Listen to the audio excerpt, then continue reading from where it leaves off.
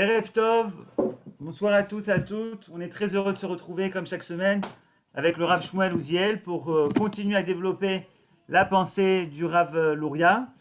Et le thème de ce soir qui va être abordé, est-ce que l'exil nous rend-il aveugles? Ou peut-être de quoi l'exil nous rend-il aveugles? C'est le sujet du Rav Ouziel avec Midreshet Yehuda Manitou. Bonne étude à tous. Vous êtes invités bien évidemment à noter vos réactions sur le chat et à la fin du cours à prendre la parole, à poser vos questions en ouvrant votre micro. Bonne étude à tous.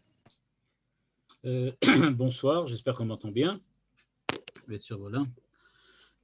Cette semaine, on va donc voir ce que le Rav Luria a à nous dire sur la Parashat Vayechi, c'est-à-dire sur la section qui termine le livre de Bereshit, le livre de la Genèse, et qui commence par une problématique qui est soulevée déjà par Rashi et par les Chachamim et le Midrash.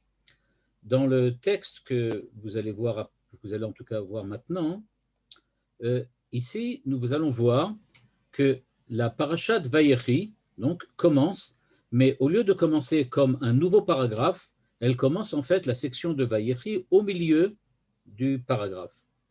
Et elle commence par les mots Vayechi Yaakov Be'eret Misraim Shvaisre Shana, donc il a vécu 17 ans là-bas, et il a vécu, combien de temps il a vécu en tout et pour tout? Alors on nous dit Sheva Shanim Barbaim Ume'at Shana, donc il a vécu 147 ans. Le Rashi pose tout de suite la question d'après le Midrash, Lama Parashazo Stuma, pourquoi la parasha elle-même commence par un verset qui n'est pas au début ou à la fin, ou au début d'un paragraphe, mais se trouve au milieu d'un paragraphe, comme si on coupait le paragraphe en deux. Et le Rashi nous cite le Midrash qui dit Kevan sheniftar Yaakov Avinu, puisque Yaakov est décédé, Nistemu enehem velibam shel Israël, les yeux d'Israël et le cœur d'Israël se sont aveuglés, Nistemu fermés, aveuglés, leur cœur aussi a été aveuglé, mitzarat hashiabud sheitrilu le shabdam, par l'exil, l'aliénation qui venait d'être entamée. C'est-à-dire qu'à la mort de Yaakov, on va devoir expliquer comment, à la mort de Yaakov a commencé déjà d'une certaine manière une aliénation pour le peuple d'Israël, et cette aliénation a entraîné un aveuglement du cœur et des yeux et de la vue. Deuxième explication nous donne Rashi. Donc pourquoi parasha stuma? Pourquoi une parasha qui est stuma fermée et qui ne commence pas au début du paragraphe? Satum voulant dire ici fermé. Il dit parce que les yeux d'Israël se sont aveuglés. Deuxième explication, bikesh legalot et aketz lebanav. Il a voulu dévoiler à ses enfants à quel moment auront lieu les temps messianiques. Quand est-ce que Dieu va sauver l'humanité? Venistam mimeno, et ça aussi, ça a été aveuglé. Il a été aveuglé et ça lui a été caché. Donc, ce que l'on voit apparaître, c'est que d'après le Rashi et d'après le Midrash, la Torah donc, nous introduit la mort de Yaakov en précisant qu'il a vécu et en nous précisant qu'il a voulu voir quelque chose qui lui a été caché et que les enfants d'Israël, eux aussi, ont commencé par voir quelque chose qui, en fin de compte, a disparu et qui leur a été dissimulé. Il y a une autre, puisque Rashi parle ici, dans cette partie-là, il parle ici de le fait qu'il a voulu dévoiler. D'où est-ce qu'on sait qu'il a voulu dévoiler? On le sait par un autre verset dans lequel il est écrit que Yaakov a rassemblé ses enfants et leur a dit, voilà, je vais vous dire, je vais vous dévoiler ce qui va se passer Be'acharit Ayamim, ligne 9. C'est-à-dire qu'on découvre effectivement dans ce verset qu'il a voulu leur dévoiler. Et ce qui s'est passé, nous dit Rashi, il a voulu leur dévoiler Venistalka mimenu shechina. L'esprit prophétique s'est éloigné de lui et donc il n'a pas pu dévoiler ce qu'il voulait dévoiler. Le Midrash, Yalkut Shimoni, ajoute que les enfants d'Israël, donc les enfants d'Israël, c'est-à-dire ici les enfants de Yaakov, étaient donc autour du lit de Yaakov qui était mourant, agonisant, et il voulait leur dévoiler le futur. Et ce qui s'est passé, c'est qu'il a voulu leur dévoiler le futur et il a perdu la prophétie. Et donc, il s'est tout de suite douté qu'il y avait un problème. Et il nous raconte le Yalkut Shimoni, il a dit, sûrement, il y a quelqu'un de parmi mes enfants qui est indigne de recevoir cette prophétie. De la même manière qu'il y avait Ishmaël qui était indigne d'Abraham, ou bien Esav qui était indigne de Yitzhak, moi, Yaakov, parmi mes enfants, j'en ai sûrement un qui est indigne. Et c'est pour cela qu'on m'a enlevé la possibilité, la capacité de prophétiser, et c'est pour cela que je n'arrive pas à dévoiler quand est-ce que se parviendra l'humanité à la finalité messianique. Et le Midrash raconte, Amroulo, ils ont dit, les enfants de Yaakov ont dit à Yaakov, Shema Israël, Hashem Elokeinu, Hashem Echad. Écoute Israël, Israël, il s'agit ici évidemment de Yaakov. Et donc il dit, écoute Israël, Yaakov, Hashem Elokeinu, Hashem Echad, on est tous dignes de recevoir la prophétie. On est tous dignes. On est tous d'accord que Hashem Elokeinu, Hashem Echad. Dieu, notre Dieu, est un, est unique. Et il continue en disant que Shem she'en bilvavcha ela echad, ligne 15, car en belibenu ela echad. Et de la même manière que toi aussi, tu crois en un Dieu un, tu es un monothéiste, nous aussi nous sommes monothéistes. Et donc, Yaakov aurait répondu, Baruch Shem Kavod Malchuto, et donc il ne comprend pas pourquoi il n'a pas pu prophétiser, mais en fait, il savait que ses enfants étaient parfaits et dignes de recevoir d'un père prophète le message de la rédemption messianique. Le Rav Luria commence par se demander, et c'est le point sur lequel il se focalise dans ce texte, il commence par se demander quel est le sens exactement de Shema Israël, Hashem Elokeinu, Hashem Echad. Je sais bien que c'est quelque chose c'est une prière qu'on ne dit pas très souvent, on l'a dit que 2 fois par jour, mais on peut se poser la question, qu'est-ce que ça veut dire Shema Israël? Et le problème est de savoir, Shema Israël, c'est qui Israël? Le Rav Luria dit, a priori, il y a 2 interprétations possibles. La première interprétation possible, c'est celle que, a priori, nous avons l'habitude de considérer comme la seule et unique interprétation, c'est celle qui dit que Shema Israël, Dieu s'adresse à Israël, et il dit Shema Israël, écoute Israël, Hashem Elokeinu, Hashem Echad, pardon, Moshe s'adresse à Israël en disant écoute Israël, sous-entendu, tout Israël, n'importe qui parmi Israël, Hashem Elokeinu, Hashem Echad, Dieu est un, Dieu est unique, nous sommes des monothéistes. Ça, c'est l'interprétation. Mais le Rashi de la paracha nous dévoile qu'il y a une autre possibilité, qui serait de dire Shema Israël, écoute Yaakov, Hashem Elokeinu, Hashem Echad. Et donc là, ça sera un petit peu bizarre. Ça voudrait dire que quand on dit Shema Israël tous les jours, on ne s'adresse pas à nous-mêmes en nous disant à nous-mêmes Shema Israël, écoute toi qui fais partie d'Israël, Dieu est un. Ce n'est pas on va dire comme ça, une allégation selon laquelle on affirme que l'on est les sujets de Dieu, Hashem Elokeinu Hashem Echad, mais c'est Shema Israël. On s'adresse à Yaakov et on lui dit écoute Yaakov, il se trouve que nous sommes monothéistes, Hashem Elokeinu Hashem Echad.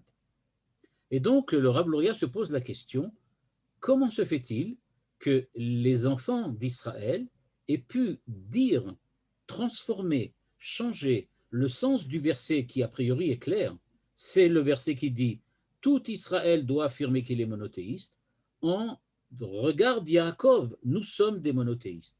Comme si tous les matins, on ne s'adressait pas à nous-mêmes ou à Dieu, mais qu'on s'adressait à Yaakov particulièrement. Et il se demande qu'est-ce que c'est que cette transformation? Comment les fils de Yaakov ont-ils pu dire, d'après le Midrash, Israël c'est Yaakov, c'est plus Israël, c'est plus nous. Il se trouve qu'il y a un épisode dont vous avez certainement entendu parler, c'est l'épisode dans lequel Yaakov et Yosef se sont rencontrés. Yaakov le père, Yosef le fils. Ils se sont rencontrés, et là le Midrash aussi nous donne une interprétation extrêmement bizarre. L'interprétation que nous donne le Midrash est alors la suivante. Elle est ramenée aussi dans Rashi. Yosef vient chez Yaakov. Ils ne se sont pas vus depuis 22 ans. Okay, donc, ça fait déjà des années qu'ils ne se voient pas. Yaakov a pleuré toute sa vie parce qu'il pleurait le fils de sa femme bien-aimée. Il attendait Yosef et qui avait disparu. Et au moment où ils se rencontrent, il est écrit que Yosef est tombé sur les épaules de son père Yaakov. C'est-à-dire qu'il a en fait embrassé Yaakov, il l'a attrapé et il l'a embrassé par émotion et il pleurait d'émotion et d'amour. Et le Midrash nous raconte, ah oui, mais et qu'est-ce qu'il a fait Yaakov à ce moment-là? Puisque le verset, nous dit le Midrash, n'a pas dit que Yaakov est tombé dans les bras de Yosef, mais seulement que Yosef est tombé dans les bras de Yaakov, ça veut dire que Yaakov n'est pas tombé dans les bras de Yosef. Il ne l'a pas embrassé. Pourquoi? Eh bien, parce que Yaakov était un monsieur qui était extrêmement religieux, et vu que l'heure de Kriyat Shema est arrivée, il a dit, je ne vais pas perdre mon temps à dire bonjour à mon fils que je n'ai pas vu depuis 22 ans et que je pleure depuis 22 ans, je vais d'abord faire Kriyat Shema. Et il a fait Kriyat Shema. Shema Israël, Hashem Elokeinu, Hashem Echad. Okay. Et donc, nous dit le Rav Luria, en dehors du fait que ça peut sembler bizarre, que c'est la seule chose qu'il ait trouvé à faire, et il rentre dans des détails ilchatiques aussi en disant que si tu rencontres quelqu'un que tu n'as pas vu depuis 22 ans, tu dois faire chez Cheyanu avant Kriyat Shema, et que de toutes les façons, il avait le temps de faire Kriyat Shema, donc on ne voit pas très bien qu'est-ce que veut dire ce midrash. Mais enfin, il nous dit le Rav Luria, c'est bien clair que quand Yaakov lui-même a rencontré Yosef, il n'a pas dit Shema Israël, écoute Yaakov. Il a bien dit Shema Israël, Hashem Elokeinu Hashem Echad, en pensant à s'adresser à Dieu et à lui en tant que représentant, on va dire comme ça, d'Israël. Mais il n'a certainement pas dit Shema Israël en tant que Yaakov. Donc lui-même aussi, clairement, ne pensait pas, comme ses enfants, que Israël, ça veut dire lui, ça veut dire Israël en tant que le peuple d'Israël.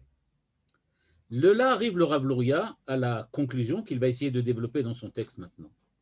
Et c'est la ligne 21. On va devoir donc nécessairement admettre que les Midrashim nous introduisent deux possibilités de réaction possible au moment de Kriyat Shema. Le Kriyat Shema, en fait, ce n'est pas quelque chose d'unique, il y a deux possibilités, il y a deux éventualités. La première, Yesh Kriyat Shema shel Israël she'inyana klalut Israël. Vechen itkaven Moshe Rabbeinu.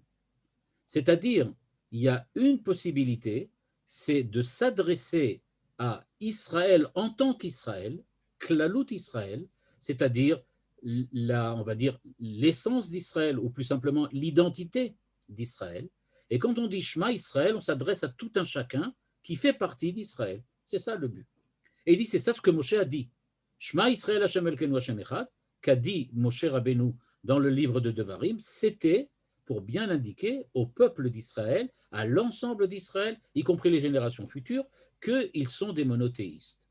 Par contre, dit le Rav Luria, il faut admettre que les enfants de Yaakov ont inventé un nouveau Shema Israël, une nouvelle manière d'être, on va dire, Israël, qui est ceux qui sont les enfants de Yaakov. Shema Israël, Hashem Elokeinu Hashem Echad, plus en tant que Klal Israël, on ne fait plus partie d'Israël en tant qu'Israël, nous sommes les enfants de Yaakov. C'est donc, et là je vais un petit peu élargir ce qu'il ne dit pas tout de suite pour pouvoir comprendre la suite de son développement, c'est donc, dit le Rav Luria, qu'il va falloir faire attention. Quand on parle d'Israël, Shema Israël, et qu'on parle de la Emouna, de la foi que nous avons, et que nous affirmons dans le Shema Israël en disant notre foi est celle du monothéisme, Hashem Elokeinu Hashem Echad, il faut savoir qu'il y a deux manières de l'affirmer. On peut l'affirmer en tant que Klal Israël, ou on peut l'affirmer en tant que les enfants de Yaakov. Les enfants de Yaakov n'ont pas inventé un nouveau Kriyat Shema, ils ont simplement mis en exergue une possibilité, une éventualité qui existe à l'intérieur du Kriyat Shema et qui est d'affirmer que nous ne sommes pas seulement Klal Israël, mais nous sommes les enfants de Yaakov. Et quand nous affirmons Hachem Elokeinu Hachem Echad, il va y avoir une différence, c'est ce que va nous expliquer le Rav Luria, entre dire que Dieu est un parce que nous sommes Klal Israël ou que Dieu est un parce que nous sommes les enfants de Yaakov. C'est deux manières d'affirmer la foi monothéiste, c'est peut-être deux manières d'être, peut-être deux manières ou deux identités différentes qui sont mises en exergue par le Shema Israël. Et la question est donc d'essayer de comprendre qu'est-ce que c'est que Kriyat Shema, qu'est-ce que c'est que la Emouna, et comment tout cela est-il lié au fait qu'on peut être les enfants d'Yaakov, ou bien on peut être Israël, en tant que la carte, comme disait Manitou, la carte d'identité. Okay, la carte d'identité. Le Rav Luria nous ramène, premièrement, du point de vue de la halacha. Il nous dit que le Rambam, c'est à la ligne 26, en jaune ici, Pasak Rambam, sheyesh mitzvah la'amin b'Hashem. Il y a une mitzvah, un commandement, qui nous enjoint de croire en Dieu, d'avoir une foi en Dieu. D'où est-ce qu'on le sait? Du fait qu'il est écrit Anochi Hashem Elokecha, Asher Hotzeticha Me'eret Mitzrayim. Je suis de ton Dieu, ça fait partie des 10 commandements, et donc quand Dieu affirme Anochi Hashem Elokecha, ça veut bien dire qu'il y a un commandement qui nous enjoint d'être, on peut dire, en harmonie avec l'affirmation divine qui nous dit qu'il nous a fait sortir d'Égypte, et donc c'est la manière de prouver que nous croyons en Dieu, que nous sommes attachés à Dieu. Le grand autre posek, le grand haut décisionnaire contemporain du Rambam, Maïmonide, c'est évidemment Nachmanide, qui lui dit, mais c'est pas possible qu'il y ait une injonction de croire en Dieu. On ne peut pas imposer à quelqu'un de croire en Dieu. Parce que s'il ne croit pas en Dieu, il ne croit pas non plus au fait qu'il doit avoir à suivre les commandements de Dieu. Et donc, s'il ne croit pas en Dieu, pourquoi suivrait-il un commandement de quelqu'un auquel il ne croit pas? Donc, c'est bien clair, dit le Nachmanide, que la mitzvah de croire n'existe pas. On croit avant de recevoir les mitzvot. On ne commence pas par recevoir des mitzvot et croire, mais d'abord on croit en Dieu et ensuite on accepte ces mitzvot. Donc, c'est l'idée qui était, que le Rav Luria ici exprime, en disant que donc, voilà, il y a cette idée-là qu'il y a une mitzvah. Maintenant, on va essayer de comprendre en quoi consiste cette mitzvah, en quoi elle va être. Et ce que l'on voit, c'est qu'il y a un verset très célèbre qui dit Ata oreta la da'at ki Hashem hu ha'elokim. C'est-à-dire, un verset qui nous dit, voilà, quand vous avez passé la mer morte, quand vous avez assisté au don de la Torah sur le mont Sinaï, vous avez vu, Ata oreta la da'at, vous avez vu que Dieu est un. Ok. Et donc, nous dit le Rav Luria, quand on parle de voir, il ne s'agit pas de voir Dieu, parce que Dieu ne s'est pas dévoilé, ils n'ont pas vu l'essence de Dieu, ils n'ont pas vu quelque chose qu'ils ont reconnu comme Dieu, ou un être, ou quoi que ce soit. Ils ont eu ce que dit ici le Rav Luria, ils ont vu de manière claire, d'un point de vue intellectuel, du point de vue de l'esprit. Ils avaient une certitude que Dieu est là, et que c'est Dieu qui agit. De la même manière que si aujourd'hui, on sait qu'il existe une polémique entre les différents sectes, on ne va pas dire sectes, ce n'est pas un beau mot, mais enfin les différents courants religieux qu'il y a en Israël, eh bien dans les différents courants religieux qu'il y a en Israël, il y a une grande polémique pour savoir si la guerre des 6 jours, c'était un miracle ou pas un miracle. Pourquoi? Parce que certains sont persuadés, en voyant la guerre des 6 jours, qu'ils ont assisté à un miracle, que c'était la présence de Dieu. C'est une certitude, il n'y a pas d'autre possibilité de comprendre cela. D'autres disent non, c'était naturel. Ben voilà, l'armée d'Israël était forte, les Arabes étaient faibles, ils n'avaient pas de motivation. Nous, on était plus motivés. Bon, ben voilà, c'est comme ça que ça s'est passé. Et donc, l'idée que demande le Rav Luria est la suivante. Comment se fait-il, d'après le Rambam, qu'on demande aux enfants d'Israël de croire en Dieu, mais eux, ils ont assisté à la théophanie sinaïque. Ils ont assisté au passage de la mer Rouge. Donc, ils ont la certitude de l'existence de Dieu. En quoi consiste donc cette mitzvah qu'ils ont reçue? et vous allez croire maintenant Anochi Hashem Elokecha Asher Hotzeticha Me'eret Mitzrayim. Et donc, demande le Rav Luria, il y a contradiction, on va dire comme ça, intérieure, contradiction interne. D'un côté, Dieu leur dit, je vous impose de croire en moi, mais eux sont déjà persuadés qu'il est là, puisque eux, ils ont assisté à tous les miracles et qu'ils sont absolument persuadés, absolument certains que Dieu vraiment est là. Et donc, nous dit le Rav Luria, on ne peut pas voir Dieu et croire en Dieu. Je n'ai pas besoin de croire en Dieu quand je vois quelque chose. Par exemple, le Rav Saadia Gaon, qui donc il vivait à peu près, si je ne me trompe pas trop, hein, il vivait à peu près au 7e ou 8e siècle, quelque chose comme ça. Et il pose la question suivante. Que se passe-t-il si quelqu'un nous dit qu'il ne croit pas en l'existence d'un mur qui est devant lui?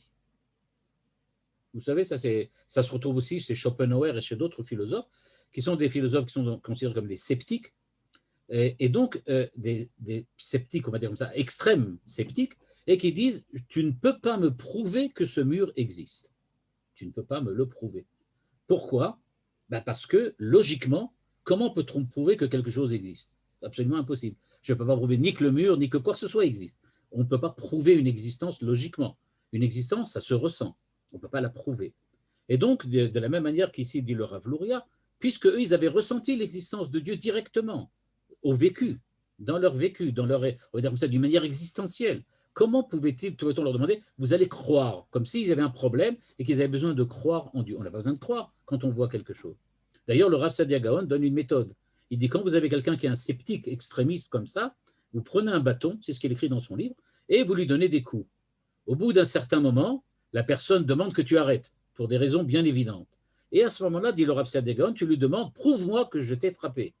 Puisque tu ne peux pas prouver l'existence, prouve-moi l'existence des coups.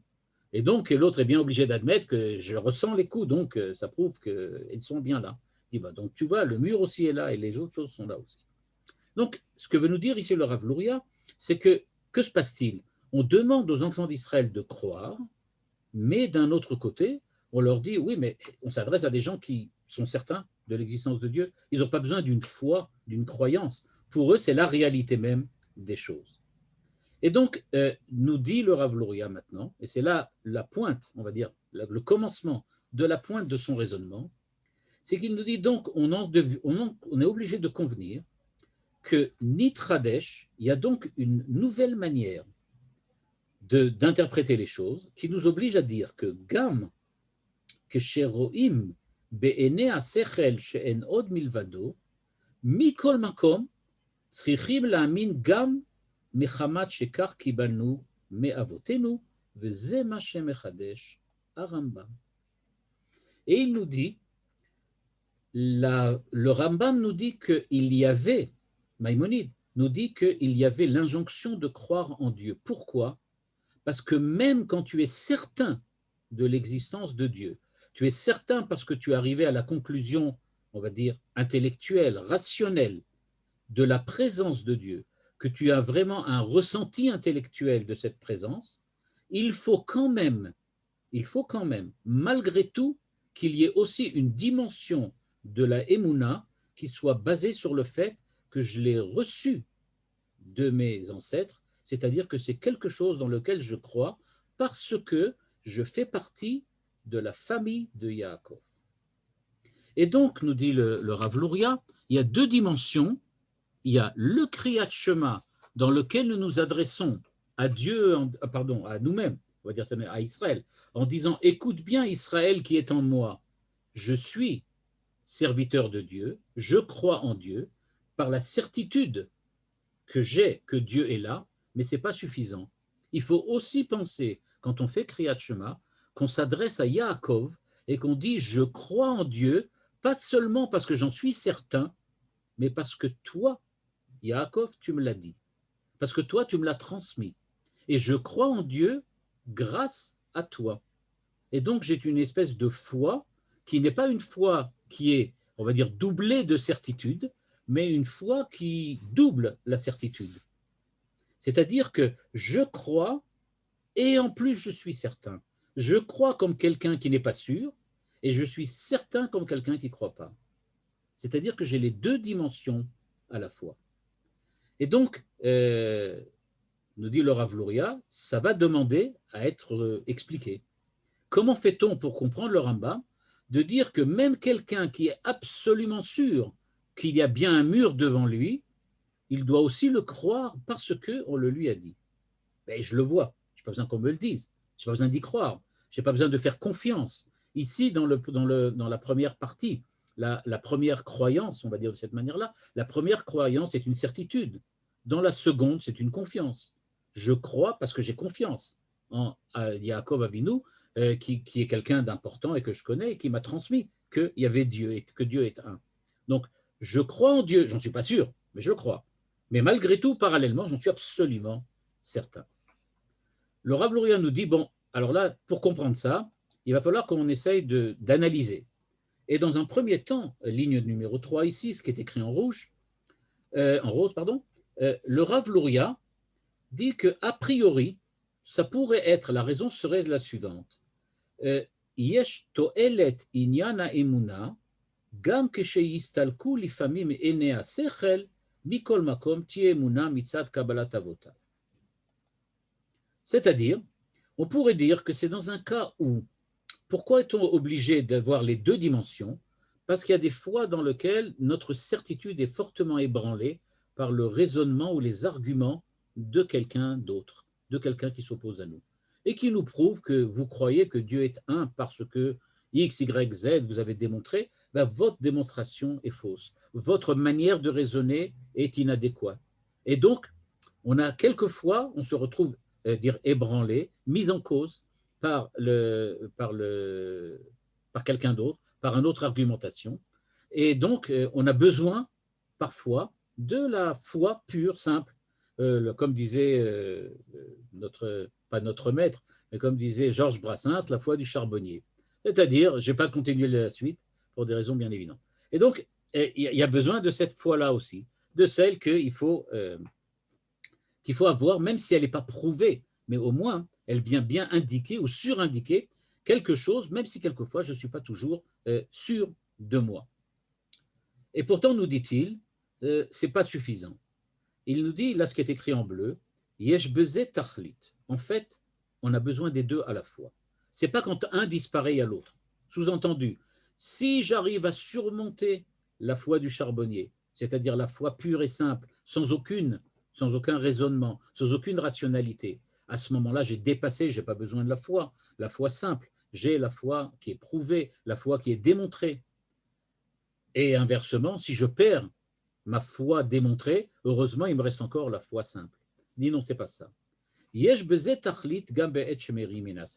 On a besoin de la foi, ce qu'on appelle simple, même quand on a une foi rationnelle, même quand on a une croyance rationnelle. Il y en a besoin de cette croyance de confiance dans les avot, dans les patriarches. Pourquoi?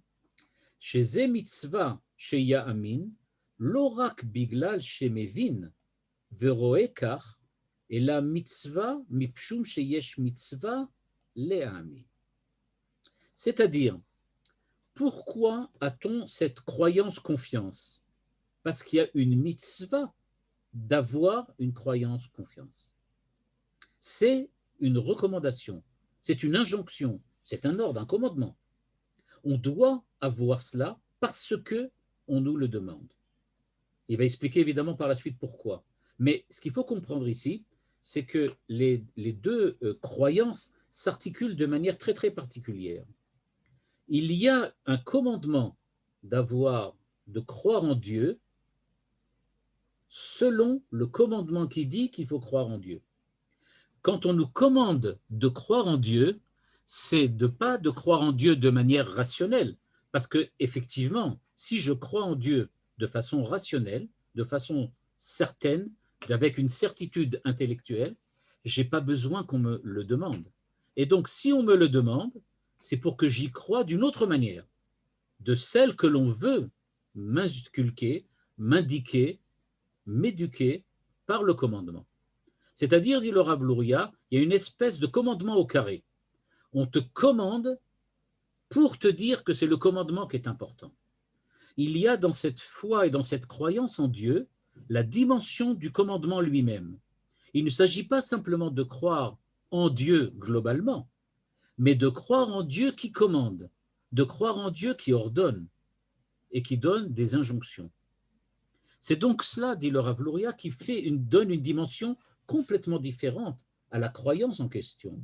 La première croyance, elle a pour objet Dieu lui-même, le rapport avec Dieu, la relation avec Dieu.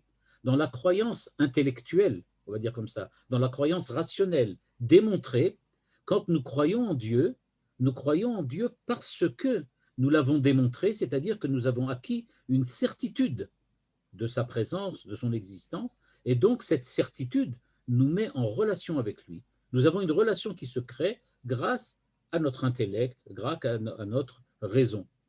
Par contre, nous dit le Rav Luria, dans la deuxième manière de croire en Dieu, on ne nous demande pas de croire en Dieu, c'est-à-dire d'arriver à la certitude intellectuelle de la présence divine, mais j'allais presque dire au contraire, mais différemment, de croire en Dieu qui nous ordonne de croire en lui. C'est-à-dire de croire en Dieu qui est un Dieu qui ordonne, de croire en Dieu qui est un Dieu avec lequel je n'ai peut-être pas de relation directe comme avec la raison, mais avec lequel j'ai une relation de maître à sujet, de celui qui dirige à celui qui est dirigé. Il s'agit donc d'une autre manière d'être en rapport avec Dieu. La foi qui se développe chez un tel homme n'est donc pas la foi de quelqu'un qui est sûr d'être en partenariat avec son Créateur, mais avec quelqu'un qui est pas toujours sûr, mais qui sait qu'il doit subir d'une certaine manière le fait que Dieu va le diriger, Dieu va le commander, Dieu va lui donner l'ordre de faire un certain nombre de choses. Et c'est cette dimension-là, dit le Rav Luria, qui est nécessaire aussi quand on est dans le cadre de la Emouna et du Kriyat Shema.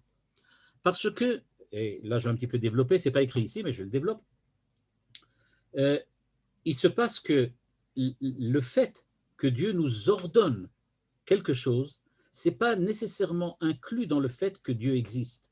Je vais donner une idée très simple. Je crois que Monsieur X existe. Par exemple, si on vous demande, existe-t-il des Chinois? C'est un exemple que ramène le Kuzari, Rabbi Yehuda Levi dans le Kuzari.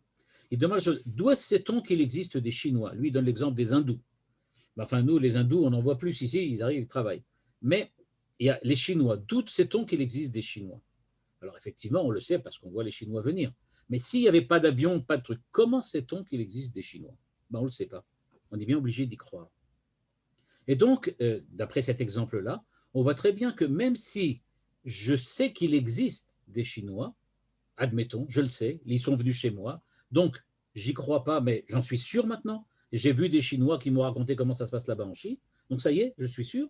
J'ai plus besoin d'y croire, donc ça y est, je suis certain. Ça ne veut pas dire que je vais accepter qu'ils me donnent des ordres ou qu'ils me disent quoi faire ou qu'ils me parlent. Aucune raison. Il n'y a pas de raison que je sois en relation de cette manière-là. Ce n'est pas eux qui doivent me diriger sous prétexte qu'ils existent. Le fait d'exister n'impose pas qu'ils doivent me diriger, qu'ils doivent m'ordonner quelque chose.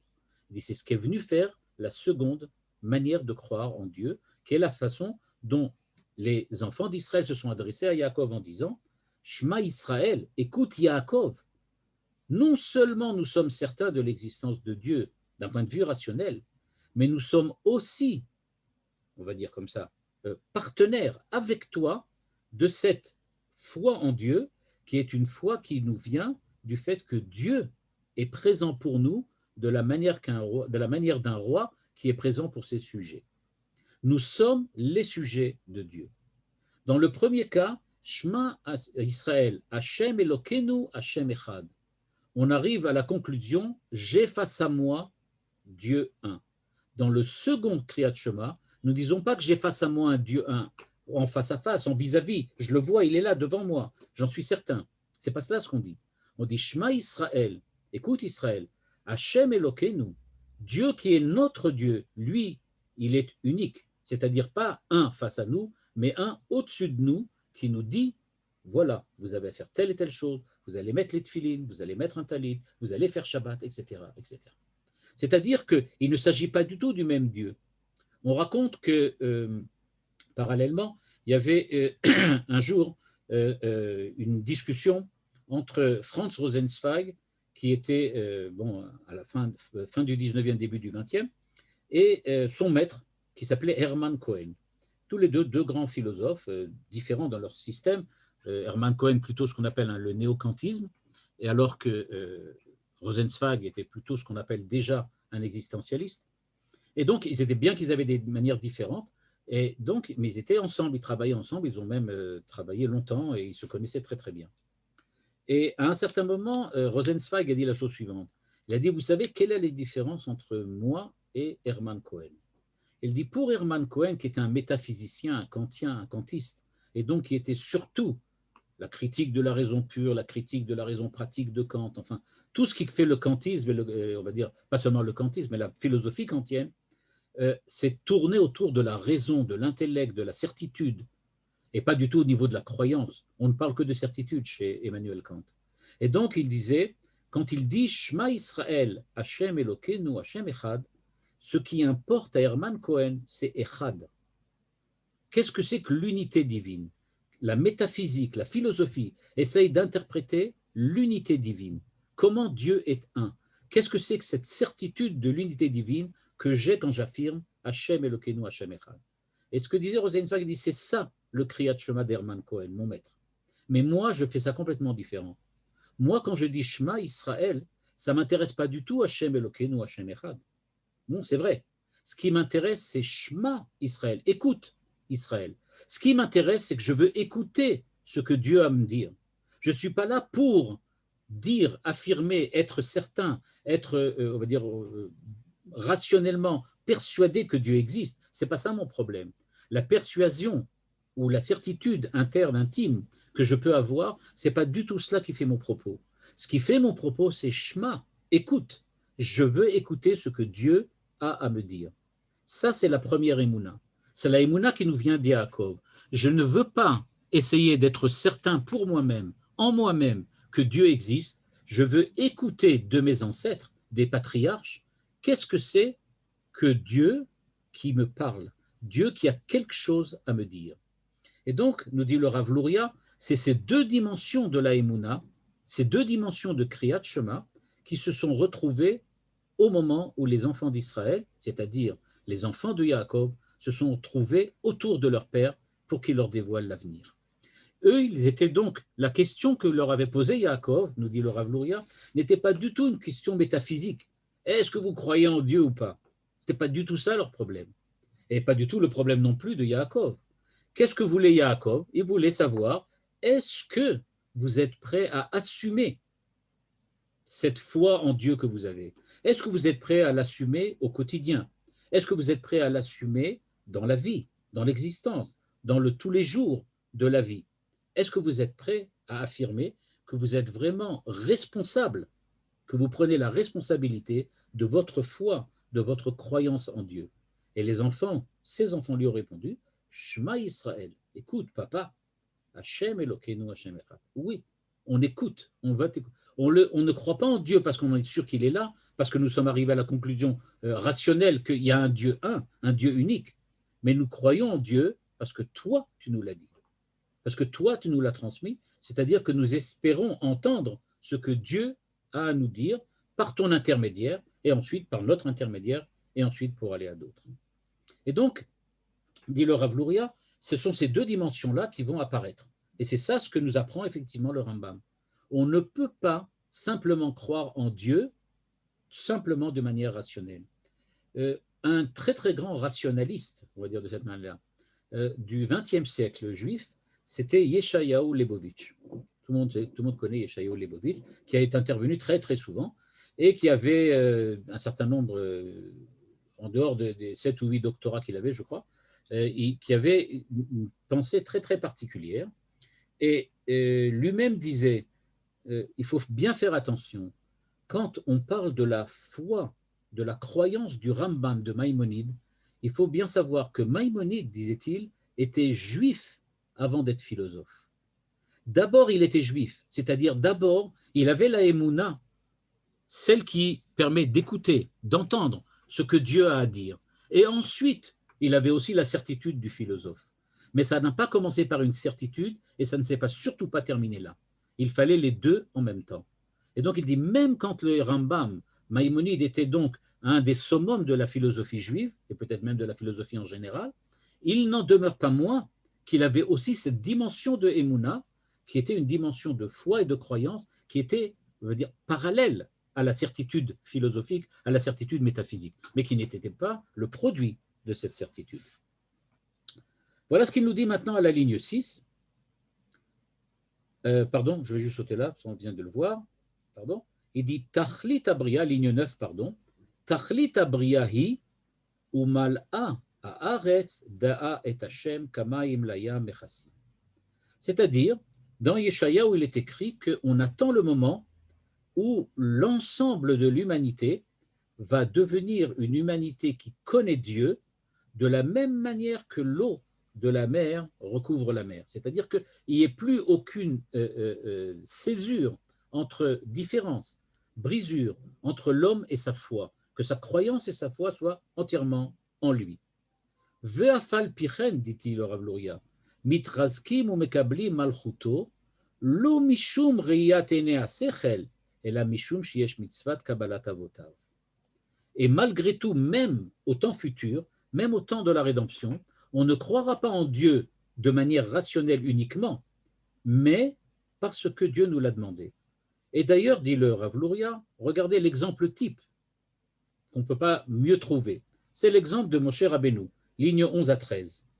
Dans cet exemple, nous dit le Rav Luria, on appelle Moshe Avdi, Moshe mon serviteur. Ce n'est pas du tout ça que Dieu aurait dû dire. Dieu n'aurait pas dû dire Moshe Avdi.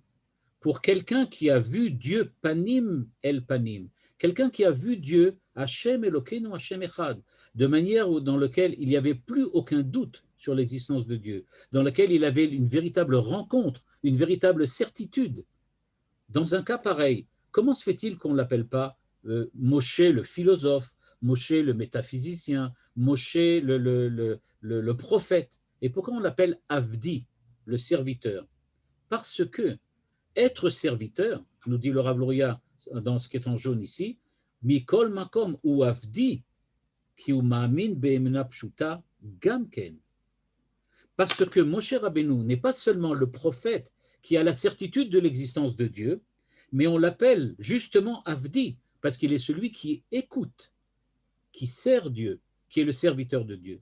On ne demande pas d'être des grands intellectuels seulement, dit le Rav Luria, parce qu'il ne faut pas oublier, il faut être un intellectuel, il faut arriver à une certitude rationnelle, mais ce n'est pas encore suffisant. Il faut lier ça, mamash, ensemble, il faut véritablement lier les deux dimensions et avoir aussi, comme Moshe Rabbeinu, qu'on puisse nous dire, vous êtes Avdei Hashem, vous êtes les serviteurs de Dieu. Manitou rappelait tout le temps, au moment des fêtes, il rappelait tout le temps qu'on dit Avinu Malkenu Chatanu Lefanecha. Quand on dit Avinu, c'est presque le contraire de dire Malkenu. Parce que si je suis le sujet d'un roi, alors je l'appelle Malkenu. Mais si c'est mon père, je ne vois pas très bien qu'est-ce que ça change. C'est-à-dire, le fait qu'il soit roi ou le fait qu'il ne le soit pas, pour moi, il est mon père. C'est-à-dire que quand un prince rentre dans le salon où son père, le roi, est assis, même quand il est assis sur son trône, eh bien, le prince ne s'adresse pas au roi comme roi, il s'adresse au roi comme son père. Et donc, il dit « papa », parce que c'est son père. Et donc, dit le Manitou, qu'est-ce que ça veut dire « Avinu Malkenu » ? Eh bien, c'est ce que le Rav Luria vient de nous expliquer. Quand on dit Avinu Malkenu, en fait, on dit on a fauté devant toi. Fauter, c'est au niveau de l'acte. Fauter, c'est au niveau du comportement, de la manière dont nous avons agi. Nous avons agi à mal, nous avons fait quelque chose qui était interdit, nous avons transgressé quelque chose. Eh bien, cette transgression, nous venons et nous l'affirmons devant deux personnes. Devant celui qui est notre Père, c'est-à-dire celui envers lequel nous sommes véritablement liés par un lien, par une relation, par une adhésion quasi sanguine. Nous sommes de la même famille presque, okay, avec Dieu, c'est-à-dire que nous le connaissons d'un point de vue rationnel, nous avons une certitude. Il est en nous, avec nous tout le temps, en permanence, et malgré tout, il est le roi chez lequel on ne peut pas rentrer quand on veut, chez lequel on n'est pas toujours sûr qu'il acceptera de nous recevoir et, dans lequel, et duquel on craint les châtiments. C'est-à-dire, nous dit Manitou, quand on dit Avinu Malkenu, on affirme on va dire, les deux branches de la foi et de la croyance que nous propose ici le Rav Luria dans son commentaire, en nous disant qu'il y a à la fois une branche qui est une branche au niveau du vécu existentiel et une branche qui est à la fois au niveau de la responsabilité des actes. Il y a l'existence liée en permanence à Dieu, ce que par exemple Karl Jasper appelait être face à la transcendance, c'est-à-dire être vraiment en permanence en vision de la transcendance, et il y a aussi l'existence même qui fait que nous sommes liés à Dieu non pas par la certitude, mais par la véritable harmonie que nous mettons à créer un comportement qui soit tel que celui que Dieu nous demande. On essaye d'être en harmonie avec la volonté divine et pas seulement en relation avec la réalité divine.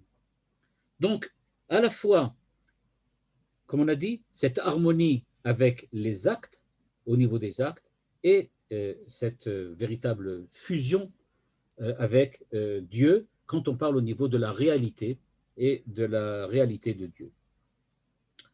Et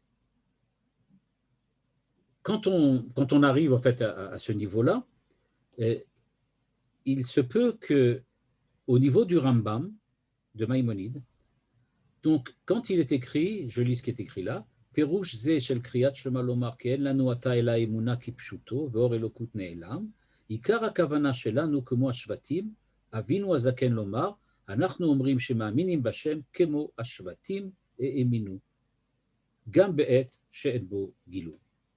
C'est-à-dire, nous dit le Rav Luria, pourquoi le Rambam insiste sur le fait qu'on parle ici de la émouna simple, j'aurais pu dire la émouna de la simplicité, c'est-à-dire de celui qui accepte de manière simple, de manière humble, la présence de Dieu et qui suit ses ordres et ses directives. Parce qu'aujourd'hui, il n'y a plus de prophétie, il n'y a plus de la présence directe. Si nous essayons de revenir en arrière et que nous essayons de comprendre aujourd'hui quelle sorte de Kriyat Shema faisons-nous, eh bien nous dit le Rav Luria, malheureusement, nous n'arrivons plus à faire le Kriyat Shema de Hermann Cohen ou d'autres qui voient dans le Kriyat Shema une affirmation métaphysique, un développement rationnel qui nous amènerait à la conclusion nécessaire et suffisante que Dieu est un, unique, et que nous sommes des monothéistes rationnels absolument parfaits. Il dit, ça n'existe pas aujourd'hui. Personne n'a cette certitude et cette foi peut-être monolithique, si ce n'est pas monothéiste. Et donc, il nous dit, c'est pratiquement pas possible. Aujourd'hui, nous devons toujours passer par la foi des enfants de Yaakov le jour de sa mort, ou le jour de son agonie.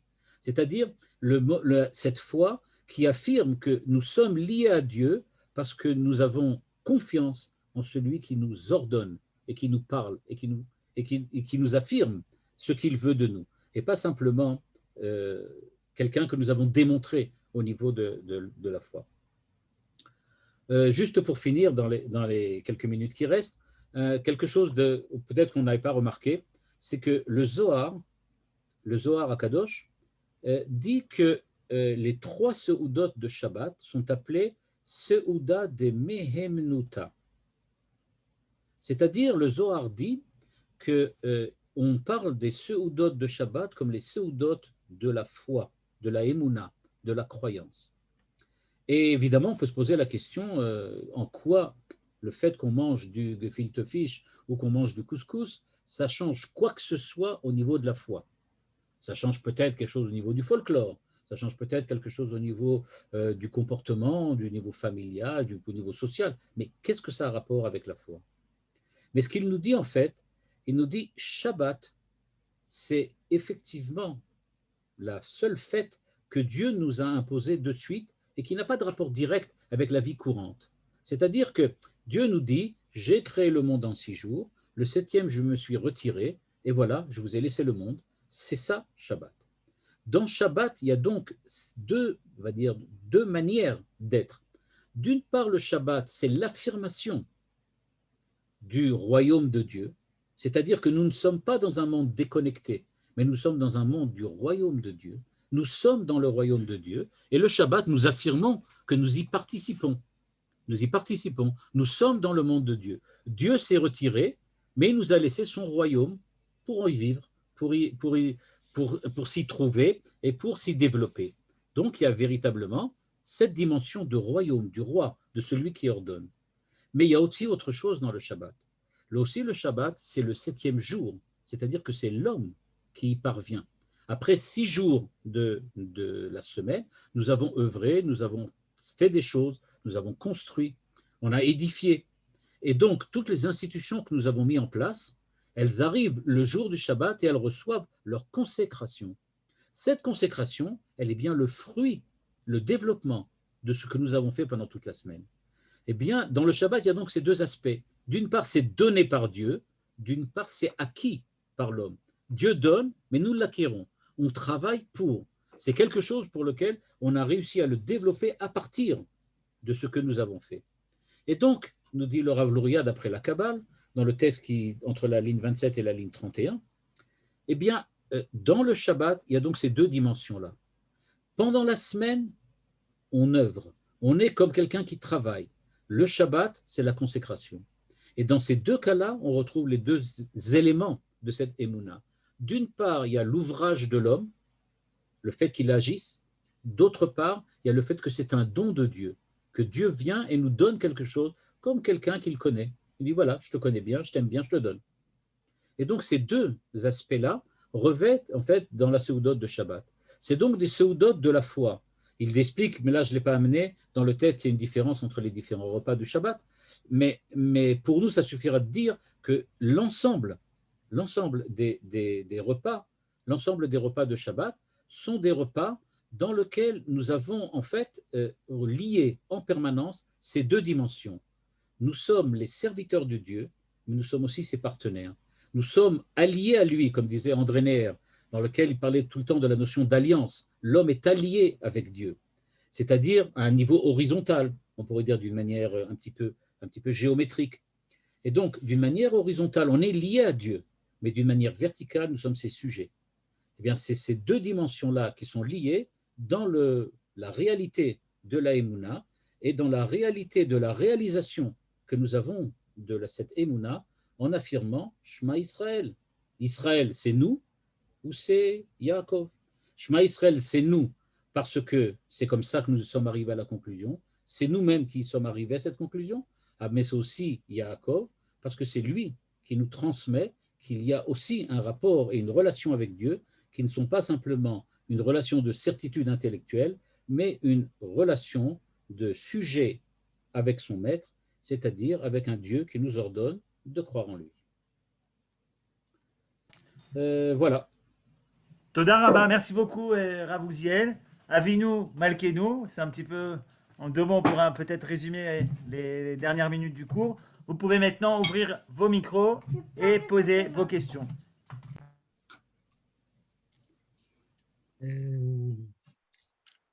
Moi, je voudrais poser une question. Euh, Est-ce que par la raison, on peut arriver à ce vécu existentiel qui est donc la Emouna Pshuta et qui est, d'après ce que vous avez dit, la première chose à faire. Mais si...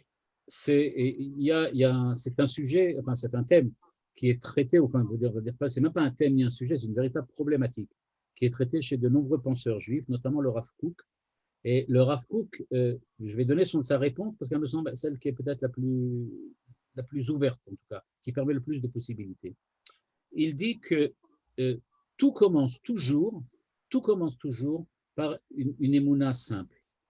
Le développement intellectuel permet de l'affirmer de manière beaucoup plus sûre. Mais en fin de compte, on arrive toujours à un point dans lequel on dépasse cette certitude. Et à ce moment-là, on a de nouveau besoin d'une émouna simple qu'il va falloir réaffirmer. Et on est comme dans une espèce de spirale concentrique dans laquelle on passe de l'une à l'autre en permanence. Je dirais que le Rav Luria, ce qu'il veut montrer, c'est qu'on ne peut jamais s'arrêter sur l'un ou l'autre sur l'une ou l'autre des deux branches de la Emouna. On est toujours dans un mouvement perpétuel de passage entre l'un et l'autre. Il y a des périodes de la vie, des moments de la vie où on est dans la certitude, des périodes de la vie où on est dans la Emouna simple, la Emouna et il y a aussi, au même moment, on est toujours selon ces deux dimensions à la fois. C'est-à-dire que c'est pas, il n'y a pas à choisir, c'est toujours les deux à la fois. Merci. Ce que dit le Rav Kook. Merci. Alors, autre intervention, chers amis. Où situer, il y a quelqu'un qui demande, où situer la liberté d'adhérer à l'Aïmouna en Hachem? Où se trouve la liberté? J'aurais pu dire, je vais reprendre un terme que j'emprunte à Helmut Rosa, qui est un philosophe allemand très intéressant qui a parlé du problème de la vitesse et de l'accélération. Et j'abordais ce terme-là. C'est selon l'accélération dans laquelle on passe de l'une à l'autre des deux émounotes. C'est là où on retrouve la liberté d'adhérer. C'est-à-dire que la liberté, elle se révèle dans le fait qu'on est capable de changer rapidement, d'une manière de plus en plus rapide, passer de l'un à l'autre. Il faut passer d'une à l'autre tout le temps. Et c'est là qu'il y a surtout la liberté. On n'a pas la liberté d'être ou là, mais on a la liberté de passer rapidement de l'une à l'autre. Mais ce n'est pas tellement la rapidité du passage de l'une à l'autre qui est important, mais comme le dit Helmut Rosa, c'est surtout l'accélération, c'est-à-dire le changement de vitesse dans le passage de l'une à l'autre. Si ça répond à votre question. En fait, ce qui est important de retenir, c'est que l'obligation, elle est dans les deux registres. Et dans le registre, je dirais, abstrait, et dans le registre de la Emouna simple, comme vous avez dit, la foi du charbonnier tout à l'heure. Est-ce que ça n'est pas une des caractéristiques du judaïsme de la même manière que ce n'est pas simplement la foi, mais il faut aussi faire des choses? Ça, c'est le judaïsme? Face au christianisme, c'est bien évident. Face au christianisme, c'est bien évident, puisque là-bas, effectivement, il suffit d'une foi qui soit intellectuelle. Mais comme j'ai dit, le Rav Kook se pose le problème, et dans Enaya, dans les premiers commentaires qu'il a écrits sur la Gemara, et dans les commentaires philosophiques qu'il a écrits sur la Gemara, il se pose cette question, et il lui-même n'est pas très sûr. C'est-à-dire qu'il dit, il y a les deux émounotes. Alors d'abord, il dit non, le plus important, c'est la émouna intellectuelle. La première, elle n'est qu'un passage, comme dit Brassens, c'est la foi du charbonnier, parce qu'il n'est pas très intelligent. Et donc, c'est pour ça qu'il en arrive là. Mais à partir du moment où tu es intelligent, tu découvres qu'effectivement, le charbonnier, il a quelque chose de plus que toi. C'est que lui, il est sûr d'avoir la foi, alors que toi, tu n'es jamais sûr, puisqu'à chaque fois, tu essayes de la prouver. Donc, il dit que cette certitude que toi, tu as au niveau du contenu de la foi, lui, il l'a au niveau de l'existence de la foi. Et ça manque même à celui qui est arrivé déjà à la foi certaine, rationnelle. Est-ce qu'on peut dire que c'est la foi du cœur et la foi du cerveau, de l'intellect? Dans la notion de cœur, en général, on rentre plutôt des dimensions affectives ou des dimensions émotives ou des dimensions émotionnelles. Là, je ne pense pas que c'est une dimension émotionnelle parce qu'elle a besoin du rationnel ensuite. C'est difficile de dire à quelqu'un « aime », par exemple. On dit, c'est quelque chose qui m'a toujours terriblement… Enfin là, je parle de quelque chose de personnel, vous n'êtes pas obligé d'être d'accord. Hein. Jusqu'à présent, c'est de le Rav Luria, vous êtes obligé d'être d'accord puisque c'est lui qui le dit. Mais maintenant, là, je vais dire, c'est moi. Et donc, moi, ce que je dis, voilà, j'ai toujours été comme ça interloqué par le fait qu'on prend deux jeunes qu'on met sous une choupa, on les marie et on s'adresse à eux comme s'ils avaient déjà 90 ans. On leur dit, vous allez vivre une vie maintenant, et on leur parle des grandes brachot et tout, comme s'ils savaient exactement ce qui les attend. Ils ne savent même pas que dans 1 an et demi, ils ne dormiront pas une nuit sur deux. Donc, alors, ils n'ont rien compris encore. Alors donc, je dis que c'est pour ça que je dis que dans les dimensions émotives, l'émotion et les trucs, c'est quelque chose qui change, qui est énormément, qui a énormément de flou.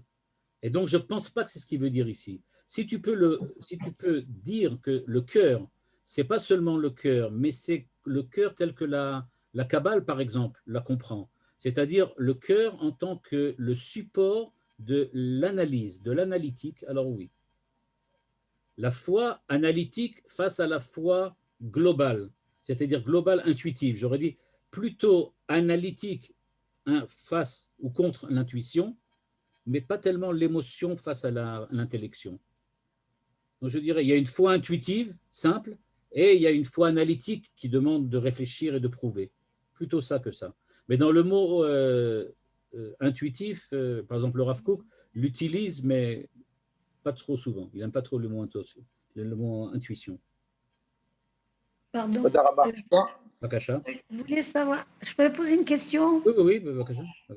Je voudrais savoir quel est vous avez intitulé le thème de ce cours, l'exil rend-il aveugle? Oui. Alors, est-ce que ça a un rapport avec le fait qu'en exil, la Emouna n'est pas la même C'est exactement ce que dit le texte. C'est exactement ce qu'a dit le texte. C'est qu'il dit qu'à partir du moment où Yaakov est mort, ils sont devenus aveugles. Leur Emouna est devenue aveugle parce qu'ils ont perdu la relation avec Yaakov. Et donc, il leur manquait tout on va dire comme ça, cet aspect interpersonnel qui était le cas tant qu'il était vivant. Ils ont perdu ce côté-là. Un peu comme les disciples d'un maître, d'un rave, sont complètement perdus les premiers temps après le décès ou la disparition de leur maître. Et donc, ils sont effectivement, l'exil rend aveugle, effectivement. Bonsoir, je voudrais vous poser une question, s'il vous plaît. Bakasha. Bonsoir. Je voudrais savoir, est-ce qu'on peut dissocier la pratique des mitzvot de la Emouna en apportant l'information où Hachem qui dit à Moshe Rabbeinu Bene Ma'amini ou Bene Ma'aminim. Alors, voilà. La dimension, on va dire comme ça, la dimension de Emouna qui est en rapport et en relation avec la manière d'agir et la manière d'être, c'est quelque chose qui est fondamental au niveau de la Torah globalement. Là, ce n'est pas un chidouche du Rav Luria, c'est quelque chose de globalement dans la Torah. Il n'y a pas de Emouna sans prise de responsabilité. Et on ne prend véritablement une responsabilité que quand on fait quelque chose. Tant qu'on ne fait rien et qu'on pense, Manitou disait ça très souvent. Il disait, au niveau de la pensée, tu peux penser tout ce que tu veux. Mais quand tu dois parler, là, tu dois décider ce que tu penses. Là, je peux dire que quand tu dois parler ou agir, là, tu n'as pas le choix, tu es obligé de faire quelque chose. La Emouna qui se dévoile, c'est une autre Emouna d'un tout à fait autre chose. Là, je prends une véritable responsabilité. Je prends sur moi la responsabilité de ce que je pense ou de ce que je crois. Et donc, c'est difficile de la déconnecter. À mon avis, c'est une composante built-in de la Torah. Merci beaucoup. Bakasha. Rav, dans les termes du Rav Kook, ce serait la Emunat Mima et la Emunat Sikhlit. Exactement les termes qu'il utilise. C'est les termes qu'il utilise dans Enaya. Tu regarderas sur la Emouna, là-bas, c'est les termes qu'il utilise. Et il faut faire attention. Dans Enaya, il affirme quelque chose, puis après ça, dans Sorot HaKodesh, il dit déjà d'autres choses. Selon les époques, il a évolué. Et lui aussi, au départ, il pensait que la Emouna Sikhlit est au-dessus de la Emouna Pshuta, Emouna Tmima. Puis dans le Sorot HaKodesh, il dit qu'en fin de compte, la Emouna Tmima, c'est une certaine forme de prophétie. Et c'est au-dessus de la Emouna Sikhlit. Toda Rabba. Encore une dernière question, intervention.